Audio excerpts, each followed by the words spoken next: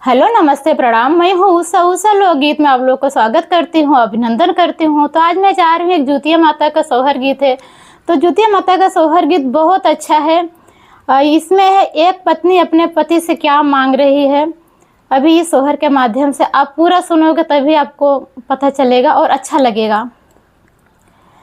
मचिया ही बैठी है धानिया पिया से अरज कर पिया से अरज कर हो पिया लैया चटकी छुनरिया देखत निकला गई हो पिया लैया चटकी चुनरिया देखत निकला गई हो। बोलिया त धाना बोलो सुनत निकला गई सुनत निकला गई हो। धाना लाल जा खेली है आंगनवा देखत निकला गई हो। धाना जब लाला खेली है आंगनवा देखत निकला गई हो। इतनी बचन सुनई धानिया त मनवा दुखित भावा दिलावा दुखित भावा हो। रामा कइले हम कवना का सुरवा पुरुषु तनवा मारे पुरुषु में ना मारई हो। रामा कइले हम कवना का सुरवा पुरुषु तनवा मारे पुरुषु मेहना मारे लोग तनवा मारई हो। भोराहे में खिड़की नहाए त सूरजो मनाए त सूरजो मनाए नी हो।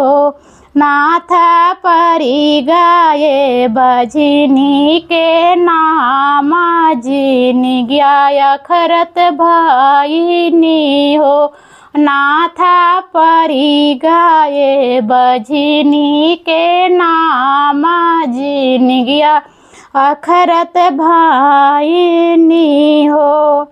ऊपरा से उड़ई ऊपरा से उड़त चिलहरिया पोटरिया गिरावई हो। ऊपरा से उड़त चिलहरिया त पोटरी गिरावली हो। रानी पोटरी से चाउर चापानी जुती या मनावाई हो।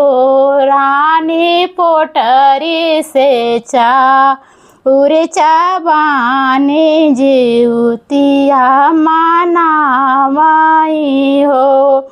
8 महीनावा के बीतल नवा के लागल नवा के लागल हो। सखी रोवै लागे आंगन में लाल नवा गावई सखी सोहर हो। सखी रोवै लागे आंगन में लाल नवा गावई सखी सोहर हो। आई गए आश्विन मास धानिया अरज कर धानिया अरज कर हो। पिया सोनावा के जूती या गढ़ावा जुतिया बरत राखब हो। पिया सोनवा के जुतिया गढ़ावा जुतिया बरत राखब हो। मचिया बैठाई धानिया तसा मचिया बैठाई धानिया पिया से रज करई पिया से रज करई हो। पिया लावा न चटकी चुनरिया देखत नीक लागई देखत नीक लागई हो।